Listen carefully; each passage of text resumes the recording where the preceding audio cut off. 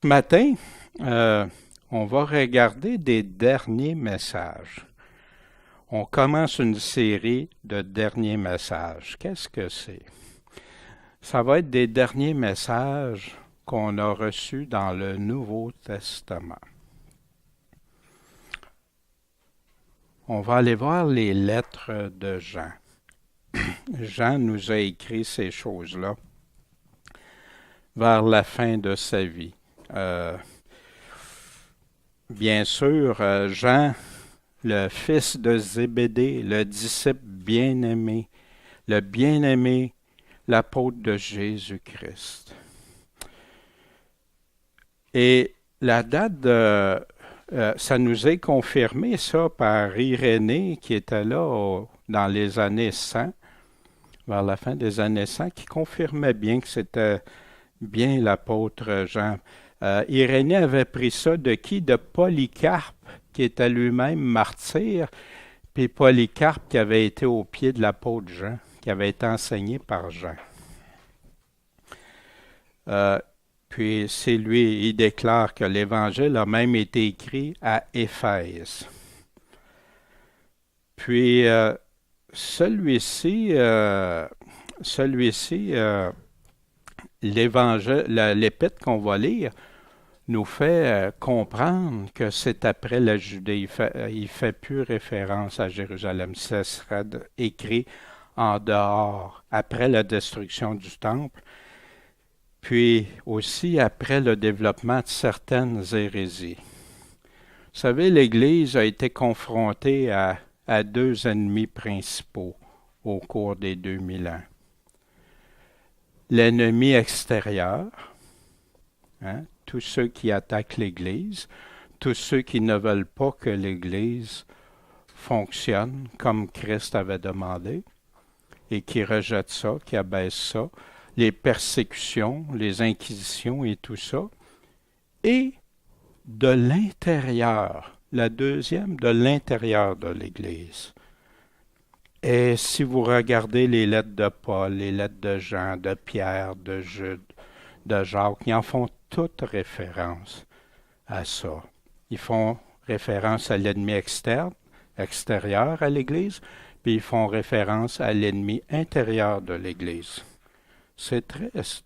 Moi, le deuxième, je m'y attendais. C'est normal. Le premier, je m'y attendais, c'est normal, le monde contre l'Église. Mais quand ça vient de l'intérieur, et Jean va nous aborder de ces sujets-là. Dans le contenu, Jean va nous amener une démarcation très claire.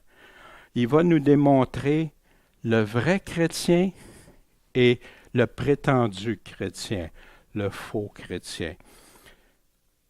Il va nous parler comment, en marchant dans la lumière ou dans les ténèbres. Le vrai évangile ou les hérésies, Jean va nous en parler. Le véritable amour de Dieu, qu'est-ce que c'est vraiment aimer Dieu ou prétendre aimer Dieu? Il va nous parler du vrai esprit de Dieu, puis des faux esprits. Il va nous parler le Père, le royaume du Père, puis le royaume du monde. Il nous fait des contrastes noirs et blancs, pas de gris, pas de zone grise avec Jean. Il va nous parler des bonnes œuvres et des mauvaises œuvres.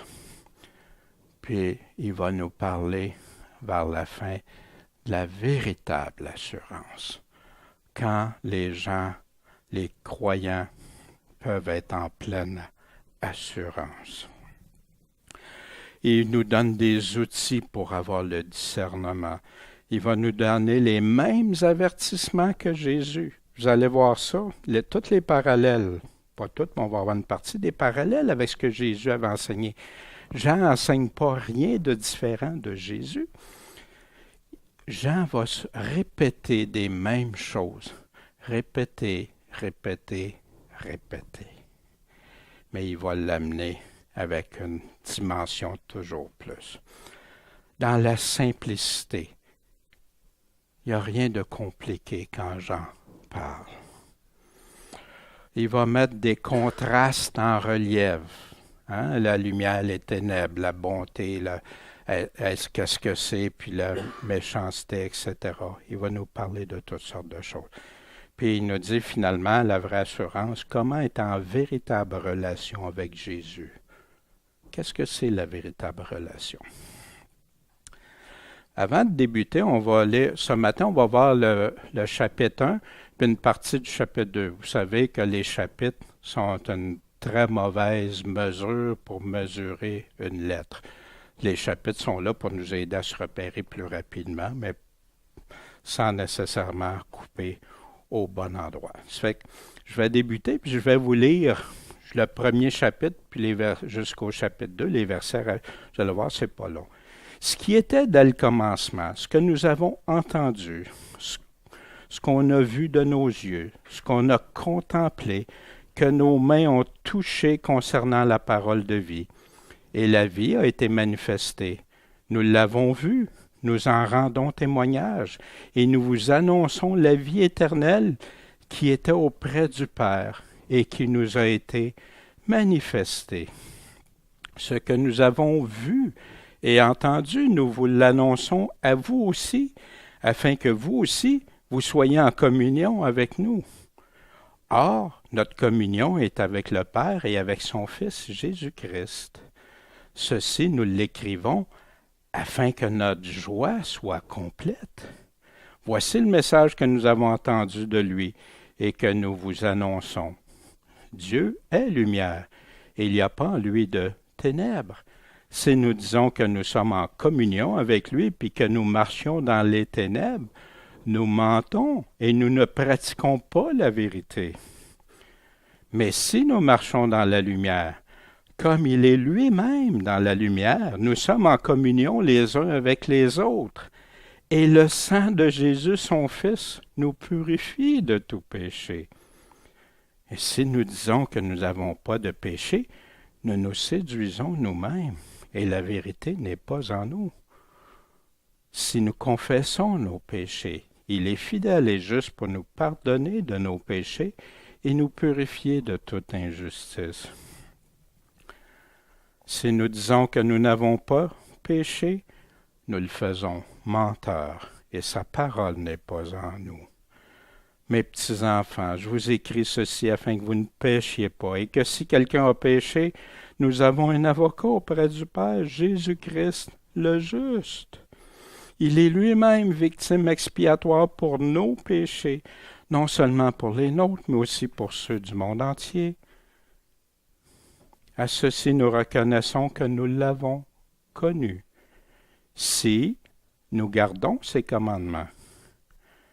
Celui qui dit « je l'ai connu » et qui ne garde pas ses commandements est un menteur et la vérité n'est pas en lui.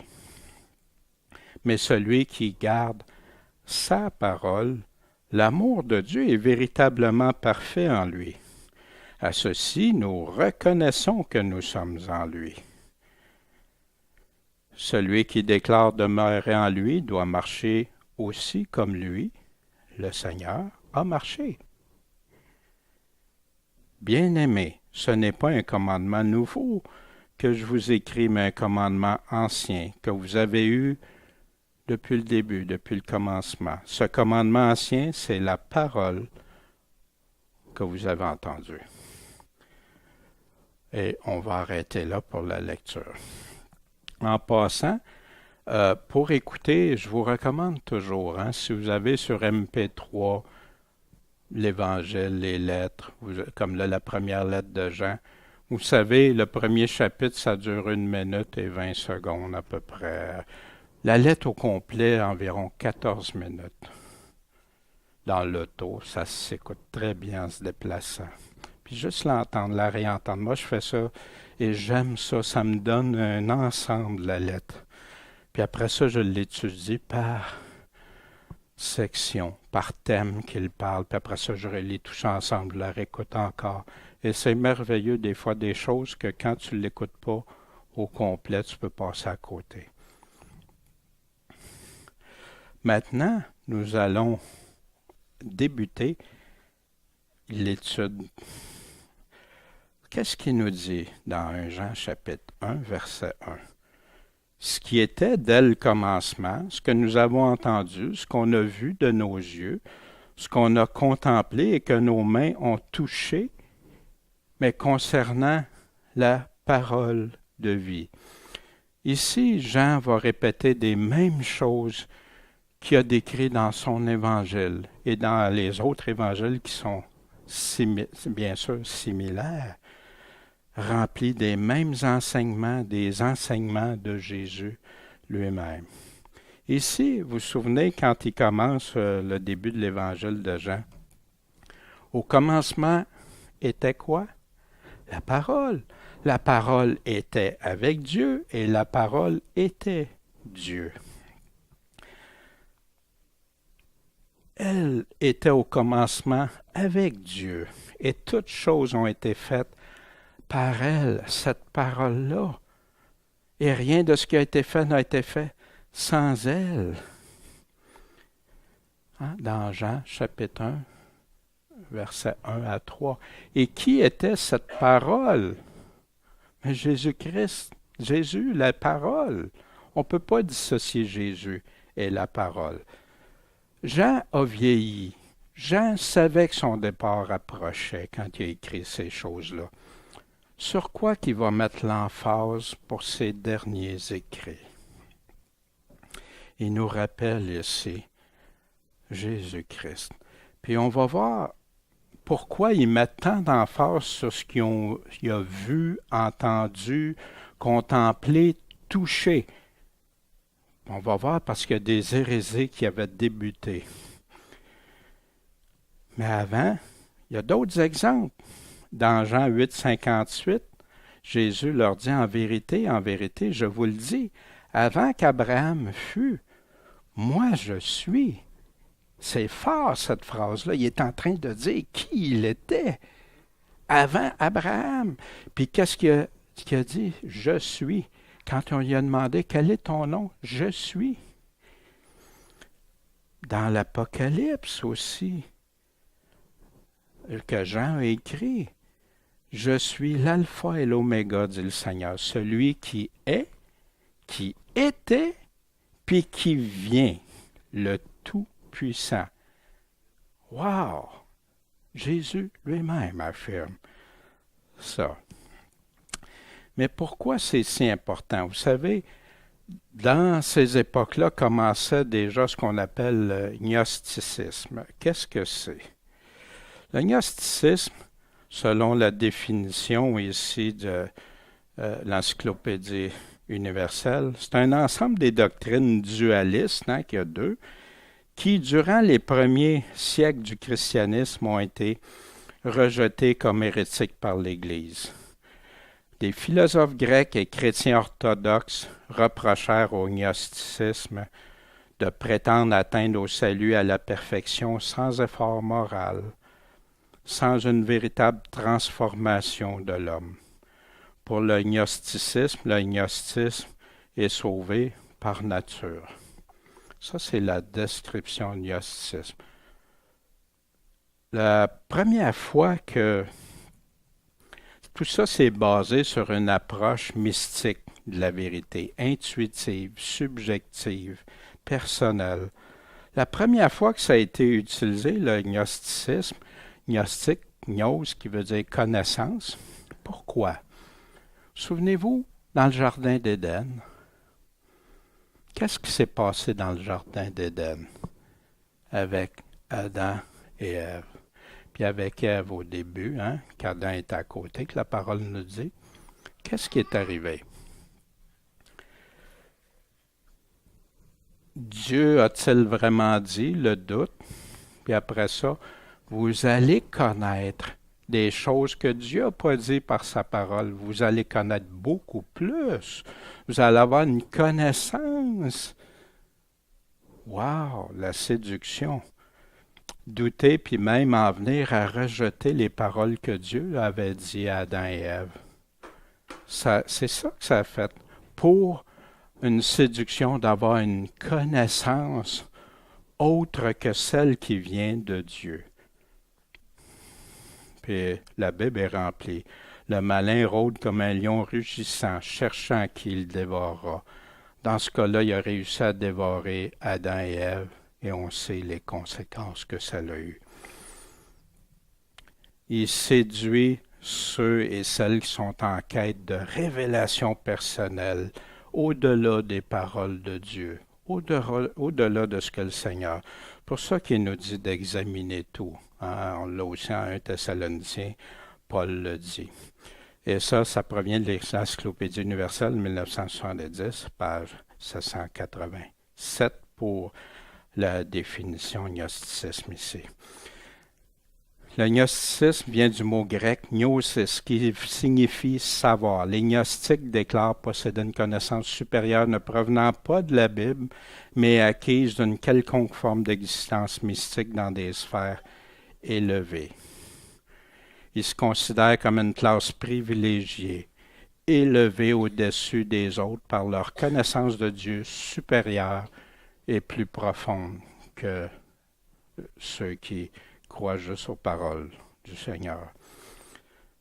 C'est une des plus dangereuses depuis les premiers siècles. Ça a été influencé par des philosophies venant de Platon et plein d'autres philosophes. C'est fondé sur deux fausses théories. Le dualisme, l'esprit puis la matière, le corps et l'esprit.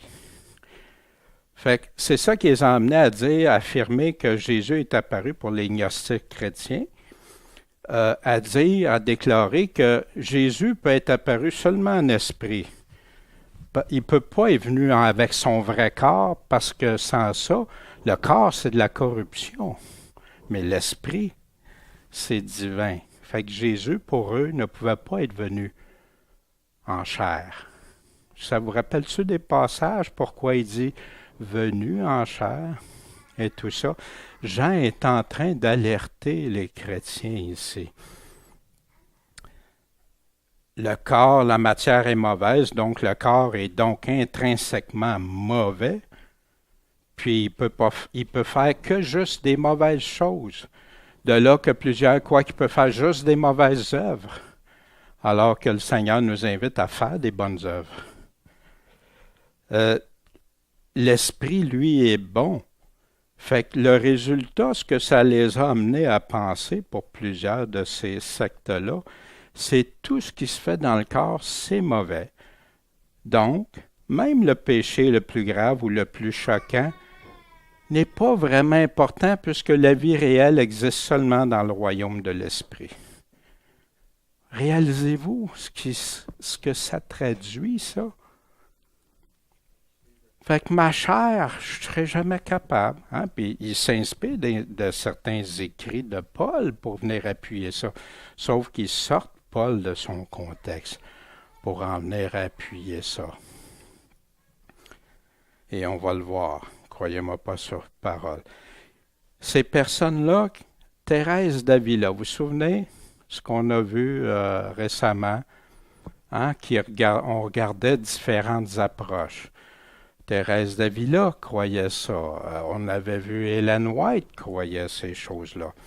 Ça l'a inspiré plusieurs. Watchman Nee tirait sa source d'inspiration de ces personnes-là. Tozer tirait ses inspirations de ces personnes-là qui ont fait du gnosticisme, qui en connaissaient plus. Les catholiques, plusieurs évangéliques, mais ils vont faire un déni. Non, ça se peut pas. Mais ils n'ont jamais été vérifiés d'où venaient certaines affirmations, certaines croyances. Même si les paroles ne viennent pas de la Bible, ils vont y croire quand même. Ça n'a rien à voir, cette connaissance-là, le gnosticisme, n'a rien à voir avec la connaissance biblique.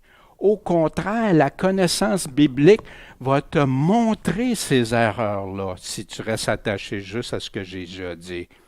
C'est le contraire.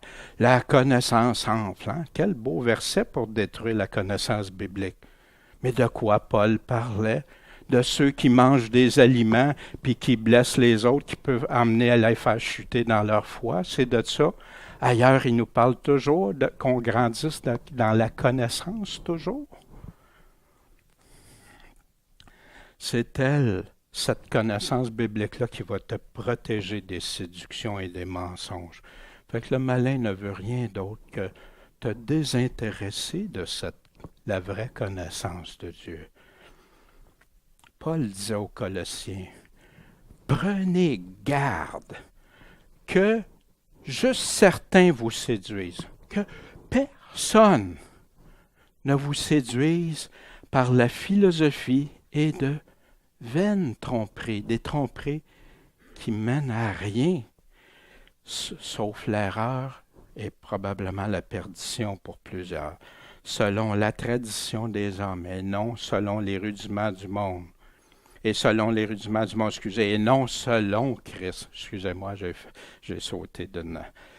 Ça n'a rien à voir avec la connaissance biblique. Là, il te dit, c'est quand tu mélanges, quand tu vas chercher des philosophies. C'est un danger. Puis, ça a été rejeté, ça. Dès le début, l'Église a rejeté, a condamné le gnosticisme.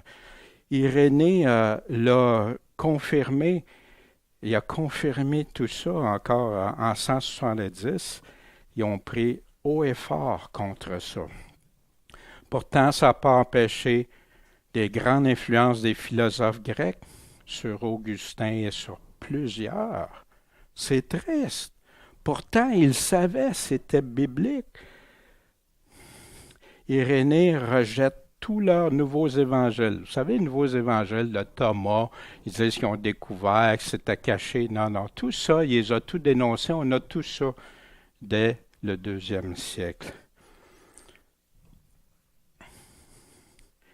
Donc, soyons prudents avec toute philosophie, tout ce qui ne vient pas de Dieu. Ne mélangeons pas la parole pure. Les paroles éprouvées, tout épuré comme de l'or de Dieu. Car la vie, Jean continue au verset 2, car la vie a été manifestée parce que nous l'avons vue et nous en rendons témoignage et nous vous annonçons la vie éternelle qui était auprès du Père et qui s'est manifestée à nous. Jean retape sur le clou. Puis oui, pour la vie éternelle. C'est-tu important? Mais oui. Puis comment il s'est manifesté?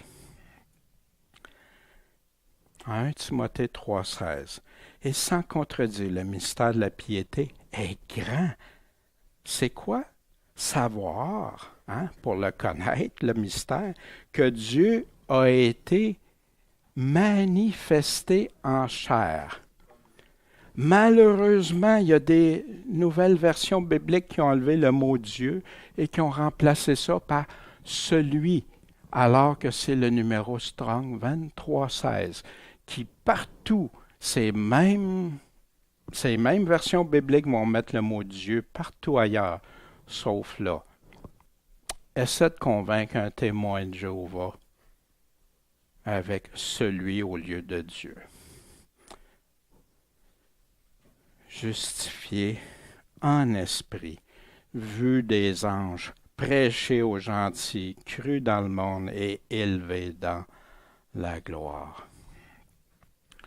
Le mot piété ici fait référence à la révérence, au respect, la piété envers Dieu.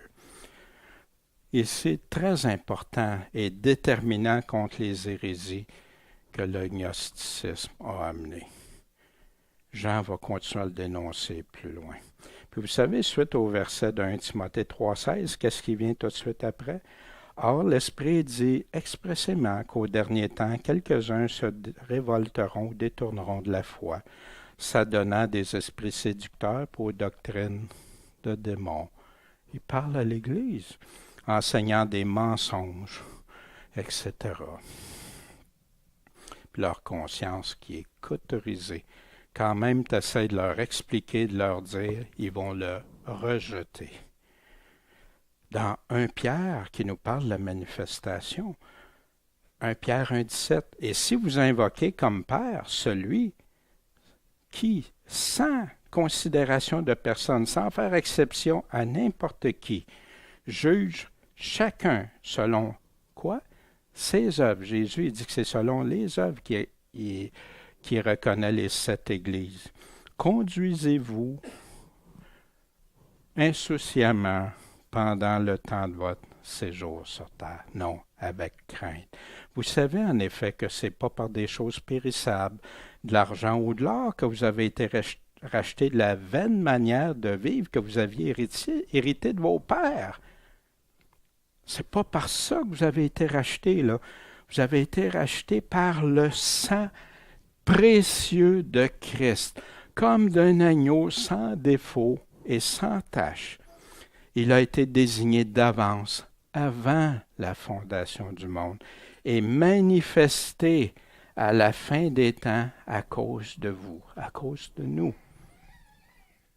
Voyez-vous, manifester. Quand Jean parle de manifestation, Paul en parle, Pierre en parle. Racheté par le sang précieux. Tu vas de racheter de la vaine manière de vivre. Fait que tu vas-tu retourner à ta vaine manière de vivre? Aucunement. Titre 1. Paul, serviteur de Dieu et apôtre de Jésus-Christ pour la foi des élus de Dieu et la connaissance de la vérité qui est conforme à quoi? À la piété. La vérité marche avec la piété envers Dieu, lesquels reposent sur l'espérance de la vie éternelle, promise avant l'origine des temps par le Dieu qui ne ment pas. Il a manifesté sa parole en son temps. Comment? Par la prédication qui m'a été confiée d'après l'ordre de Dieu, notre Sauveur. Fait que comment s'est amenée cette manifestation-là? Ah oui. Et Jean continue au verset 3. Ce que nous avons vu et entendu, il retape sur le clou. Nous vous l'annonçons afin que vous ayez communion. Pourquoi qu'il nous le répète? Parce qu'il veut qu'on soit en unité, en communion ensemble. Or, notre communion est comment? Avec le Père et avec Jésus-Christ, son Fils. Pas avec les hérésies, pas avec rien d'autre. Pas une religion, pas une... Non. Nous vous écrivons ces choses afin que votre joie soit parfaite. Il veut qu'on soit. Mais de quoi qu'il nous parle? Ils nous partagent qu'est-ce qu'ils ont vu, qu'ils ont entendu, qu'ils ont touché, qu'ils ont constaté. Puis Jean continue. Il va nous l'expliquer au cours du reste. Or, le message que nous avons reçu de lui et que nous vous annonçons, c'est que Dieu est lumière, puis qu'en lui, il n'y a pas de ténèbres. S'il y a des ténèbres, ça ne vient pas de Dieu. Mais Jean fait une première mise au point, un avertissement, pas de confusion. Puis la question, nous, c'est est-ce qu'on est dans la lumière ou des ténèbres? Puis ça, c'est toujours important de se poser cette question-là. Malgré qu'on dit non, non, un coup, non. Vérifions toujours. Examinez si vous êtes dans la foi. La lumière, il en parlait dans Jean 1,4. Quelle est cette lumière? Et en elle était la vie, et la vie était la lumière des hommes. Et la lumière a lui dans les ténèbres, et les ténèbres l'ont pas reçue. Ils l'ont rejeté. Il y a un homme appelé Jean qui fut envoyé de Dieu. Puis lui est venu rendre témoignage à la lumière. Cette véritable lumière qui éclaire tout homme qui était venu dans le monde. Elle était dans le monde et le monde a été fait par elle. Mais lui, le monde ne l'a pas connu. Il est venu chez les siens et les siens ne l'ont même pas reçu. La seule vraie lumière. Jean continue, on revient au chapitre 1 de la première lettre. Vous voyez, on voit souvent dans Jean, parce que Jean répète ce qu'il a déjà donné dans son évangile. Si nous disons que nous sommes en communion avec lui, on est en unité avec le Seigneur, on est en relation avec le Seigneur, et qu'on marche dans les ténèbres, nous mentons et nous n'agissons pas parle d'agir selon la vérité. Mais est-ce que c'est si grave d'être considéré menteur, de se tromper, puis qu'on serait dans les ténèbres? On va laisser Jésus y répondre. Jésus nous répond dans l'Apocalypse ou la révélation de Jésus-Christ. Mais pour les lâches, les incrédules, qui est lâche? Qui abandonne? Qui sont les incrédules qui ne croient pas tout ce que Jésus nous dit? Qui sont les abominables, les meurtriers? Puis même Jean va réutiliser ça, on peut faire un meurtre dans notre cœur, Jésus nous dit, parce qu'on est un frère ou une sœur. Les fornicateurs, les empoisonneurs, les idolâtres et tous les menteurs. C'est important comment Jésus considère le mensonge, les menteurs.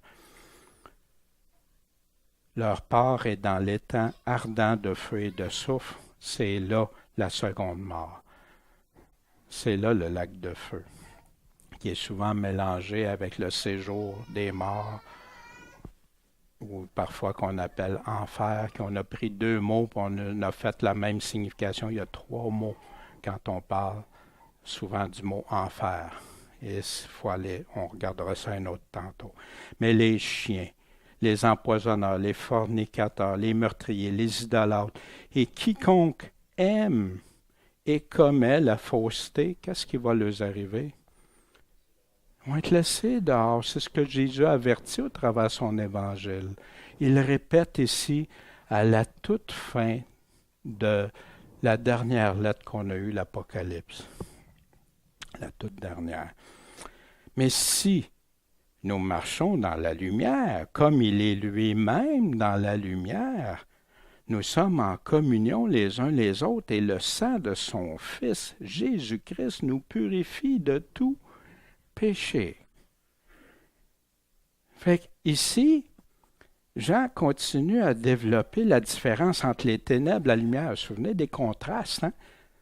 Fait ici, il faut marcher comment si on dit qu'on est dans la lumière? Comme lui. Est-ce que je peux marcher dans le péché?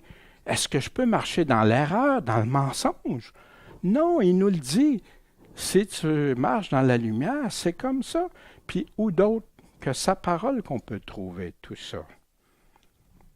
Il va continuer tout au long de la lettre de nous déclarer la différence entre les ténèbres et la lumière.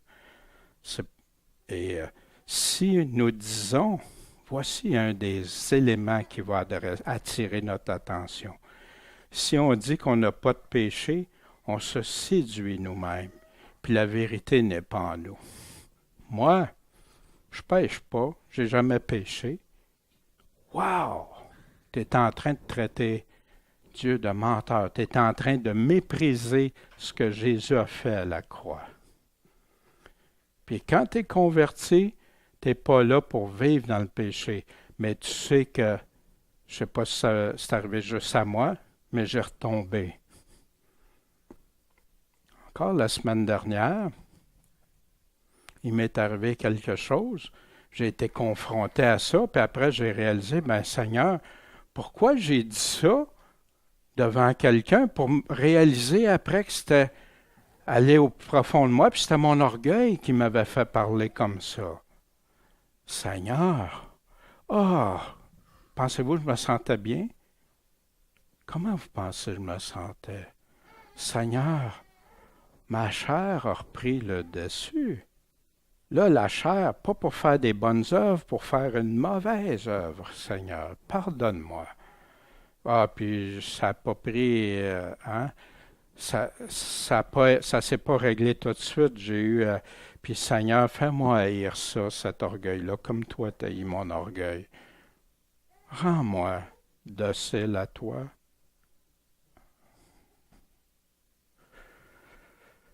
Savez-vous aussi, les gnostiques affirmaient que c'était pas eux, c'est pas leur âme et esprit, mais c'était leur corps qui péchait. C'est assez spécial, hein? Fait que la déresponsabilisation.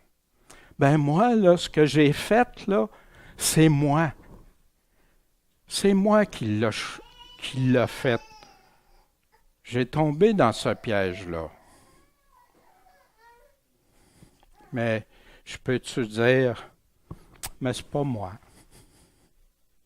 Non, c'est un choix. C'est une façon d'être. Mais par contre, Seigneur, rends mon esprit conforme à ton esprit. Rends-moi comme toi tu le vois. Si, puis je suis content qu'il soit là, hein? Si nous confessons nos péchés, il est fidèle et juste pour nous les pardonner et pour nous purifier de toute iniquité. Oh, merci Seigneur. Vous savez, il y en a qui reprennent d'autres passages qui disent si on le renie, lui est fidèle et juste, il ne se reniera pas. Il mélange ça avec ça. Non, non. Et parce qu'il venait juste de nous dire, puis il dit ailleurs que si on Jésus lui-même dit de ses paroles, si on le renie, il va nous renier. Mais si on le confesse, il va nous confesser devant les anges de Dieu. Mais ici, il est en train de parler que si on confesse nos péchés, dites-moi, est-ce qu'on peut confesser nos péchés puis continuer dedans? Paul nous dit que non, puis on va voir ce que Jean va nous dire un peu plus tard. Si nous disons qu'on n'a pas de péché, il répète, on le fait menteur. Non, non, Seigneur, moi, tout est beau. Je suis tellement, hein, tellement bon, tellement sans rien. Non. Puis, je voudrais jamais faire le Seigneur menteur. Maintenant, il ne dit pas que les gens vivent toujours dans le péché. Il va le traiter, il va en parler plus loin de ça. Puis ici, il ne dit pas de confesser des péchés que tu n'as pas faits. Moi, j'avais parlé quand j'étais jeune, pour être obligé d'aller à la confesse, puis que là, avant de rentrer en confessionnal, c'est quoi mes péchés? J'en trouve pas, je l'inventais, puis je confessais ça, puis là, j'étais correct. Quelle absurdité! Quelle absurdité! Ben, savez-vous que des fois, il y a des évangéliques qui tombent dans ce piège-là. Ils vont se chercher des péchés qui sont pas là pour pouvoir dire comme ça. Non, ils parlent des vrais péchés. Puis ils te les disent, c'est quoi les péchés? Comme moi, mon orgueil, c'est un péché. Pourquoi j'avais peur de passer pour... Non! Laisse ton orgueil de côté, ça c'est mon péché. C'est pas l'autre qui l'a fait, c'est pas les autres, c'est moi. Mais si je dis non, non, c'est pas grave, j'ai pas péché, Seigneur, c'est pas grave cet orgueil-là, ça. Voyez-vous la différence?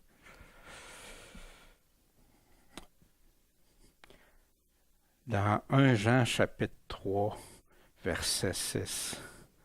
Voyez-vous, les gens vont prendre les premiers versets, mais ils n'iront jamais avec les autres. On va le voir ça plus tard, mais je vous l'aborde ici. Jean, il dit un peu plus loin dans sa lettre, la même lettre, « Quiconque demeure en lui ne pêche pas. Quiconque pêche ne l'a pas vu, ne l'a pas connu. » Il se contredit-tu? Non. Parce que là, il est en train de dire que si tu continues, si tu vis dans le péché, puis que tu dis que tu l'as connu, petits enfants, que personne vous séduise. Celui qui pratique la justice. Remarquez ici qu'il ne dit pas celui qui prend la justice de Christ. Ça, c'est essentiel. Jamais personne ne pourra arriver devant Dieu avec sa propre justice. Mais il dit, si tu ne la pratiques pas, la justice, celui qui pratique la justice est juste. Puis en passant, vous seriez surpris dans le Nouveau Testament combien de versets affirment les hommes justes. Puis il dit même que si tu n'es pas juste, puis si ta justice ne surpasse pas, puis celui qui est injuste continue d'être injuste, celui qui est juste continue d'être de plus en plus dans la justice. Pourquoi qu'il dit ça? Zacharie, Anne, la Bible dit qu'il était juste devant Dieu. Comme lui, le Seigneur est juste. Fait que comment tu peux pratiquer la justice? Comme Jésus. Jésus, quelle justice il a pratiquée? Celui qui commet le péché est de qui? Du diable. Pourquoi j'ai entendu des messages des fois qui disent « Ah, si tu commets le péché, c'est pas de ta faute, c'est pas toi, c'est juste ta chair, puis tout ça. » Wow! Va relire comme il faut toute la lettre de Paul. Qu'est-ce qu'il en dit? Pécherai-je? Loin de là, non. Le Fils de Dieu, car celui qui commet le péché est du diable, car le diable pêche dès le commencement. Le Fils de Dieu est apparu afin de détruire les œuvres du diable. Mais on le laisse-tu le faire, détruire ces œuvres du diable-là?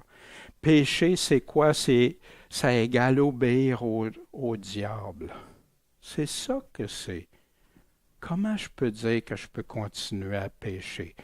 Je continue pas à pécher, mais quand je pêche, puis que je le réalise, je le confesse. Ah, Seigneur, pardon.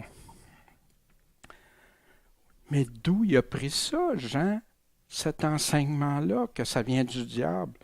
Dans Jean 8, Jésus dit, vous avez pour père le diable, puis vous voulez accomplir les désirs de votre père. Il a été meurtrier dès le commencement.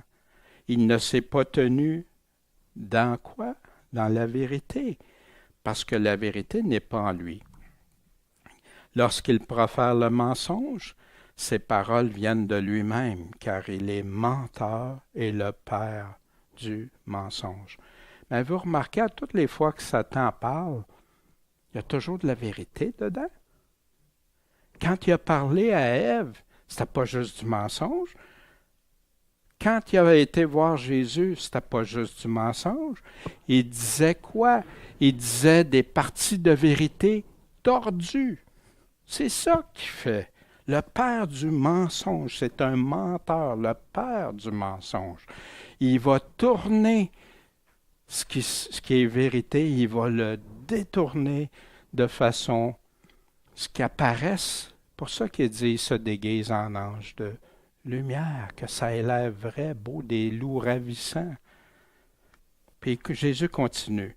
Et moi, parce que je dis la vérité, vous ne me croyez pas. Savez-vous qu'il y en a beaucoup qui disent croire en Jésus, puis quand Jésus, les paroles même de Jésus, ils vont croire plus que leur religion ou leur dénomination enseigne que les paroles même de Jésus. Ça, c'est le véritable test de Jésus pour savoir si on est dans la vraie foi en lui. Qui de vous me convaincra de péché? Si je dis la vérité, là, pourquoi me croyez-vous pas? Si Jésus dit de ne pas pécher, puis de couper ma main ou arracher mon œil, c'est tellement grave pour perdre mon âme. Mais non, j'ai fait une prière, je suis correct. Voyez-vous? Tu viens contredire Jésus à cause d'un enseignement? Fais attention, sois prudent. Celui qui est de Dieu, il fait quoi? Qu'est-ce que Jésus lui-même dit? Celui qui est de Dieu écoute les paroles de Dieu. Puis vous n'écoutez pas parce que vous n'êtes pas de Dieu. Tu veux savoir? Jean en parle, Jean va nous en parler. Tu veux savoir la différence entre les vrais chrétiens et les faux chrétiens? Il va nous le dire, vous allez voir. Mais déjà Jésus nous l'a dit. Vous écoutez le vrai, il va écouter les paroles de Dieu. Pas les philosophies, les enseignements dénominationnels, religieux et tout ça. Il va écouter Jésus. Et il continue au chapitre 2, de 1 Jean chapitre 2. Mes petits-enfants, je vous écris ceci pour que vous ne péchiez pas. Et si quelqu'un a péché, voyez-vous, il n'était pas en train de cautionner que tout le monde vivait dans le péché, puis tout ça. Si quelqu'un a péché, on a un avocat auprès du Père. Jésus-Christ, le juste. Vous savez, ici, Jean va continuer à développer la vérité, la réalité. Dans tout ça, Jésus va nous parler par la suite, on va voir dans le prochain, l'obéissance aux commandements. Que celui qui garde ses commandements est de Dieu, mais celui qui ne le garde pas. Ce que je vais faire, je vais aller regarder qu'est-ce que Jésus dit par rapport à tout ça. Mais avant, je vais vous donner un commentaire de Matthew Henry, qui est considéré chez les protestants évangéliques une personne qui a beaucoup enseigné et qui est arrivé avec beaucoup de choses qui allaient selon la parole. Cet épître invite aussi tous ceux qui professent connaître Dieu à avoir la communion avec lui, l'unité avec lui, et croire en lui, et à marcher dans la sainteté, non dans le péché, montrant qu'une profession de foi qui n'est qu'extérieure n'est rien, elle vaut rien, sans les évidences d'une vie et d'une conduite sainte. Elle aide également à aller plus loin et incite les vrais chrétiens à la communion avec Dieu et le Seigneur Jésus-Christ, à de la constance dans la véritable foi et à la pureté de la vie. Par Matthew Henry, j'ai trouvé très, très à propos. Jésus est juste pour donner un aspect sur Jésus. Qu'est-ce que Jésus dit par rapport à tout ça? L'Apocalypse 22, 10. Puis il me dit, ne ferme pas d'un sceau les paroles de la prophétie de ce livre. Pourquoi? Parce que le temps est proche. Que celui qui est injuste soit encore injuste. Que celui qui est souillé se souille encore, souille ses vêtements. Que le juste pratique encore la justice, persévère. Et que celui qui est saint soit encore sanctifié. Voici, je viens bientôt. Je viens, quand il va venir d'une façon rapide. Et j'apporte avec moi ma rétribution pour rendre à chacun selon son œuvre. Il va nous rendre à chacun individuellement selon notre œuvre. Je suis l'alpha et l'oméga, le premier et le dernier. On a vu ça. Le commencement et la fin. Heureux ceux qui lavent leur robe afin d'avoir droit à l'arbre de vie et d'entrer par les portes dans la ville. Notre question à nous autres, est-ce qu'on a des vêtements propres? Est-ce que notre robe est vraiment tout nettoyée?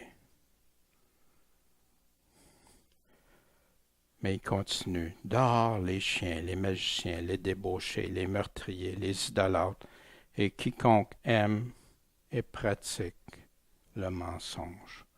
Jésus met une importance capitale à la vérité. Moi, Jésus, j'ai envoyé mon ange pour vous attester ces choses dans les églises.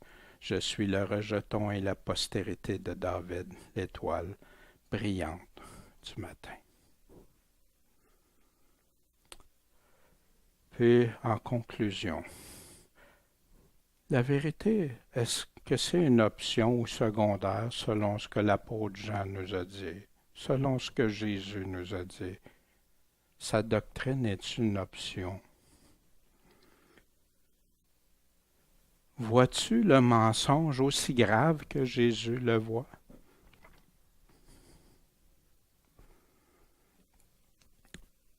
Sur quoi que ma foi repose. Sur quoi? Juste sur Jésus, qu'est-ce qu'il dit? Ou par ses apôtres aussi? Ou si je suis prêt à accepter des nouvelles révélations, des connaissances que des gens peuvent lire entre les lignes de la Bible, ou avoir d'autres. Est-ce que les enseignements que je reçois proviennent juste de la parole pure, ou aussi il y a beaucoup de mots? Comme moi, tous les mots que j'ai additionnés, là, je vous invite toujours à les regarder, à sous-peser, puis vérifier.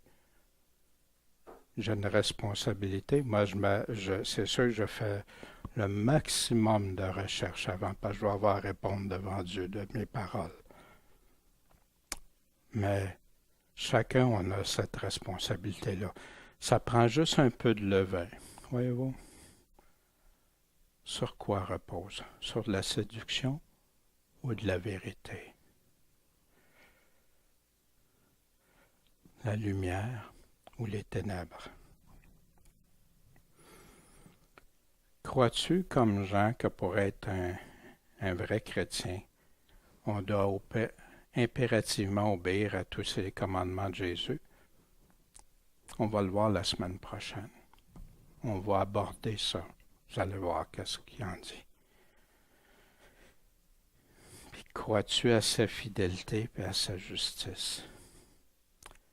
Je ne veux pas mépriser le sang précieux de l'agneau, ce que ça y a coûté en vivant en dehors de ce qu'il me demande de vivre. Je ne veux pas mépriser ça jamais. Mais quand ça arrive, je le confesse. Puis confesser, la Bible nous dit-tu juste de le dire comme ça? Non. Ceux qui les confessent et qui les délaissent. Jean n'aurait pas contredit partout où Jésus dit de se repentir, de se détourner, de changer de vie, de changer. Jamais. Puis pour moi, en tout cas, je veux m'assurer que ma foi vient seulement de Christ.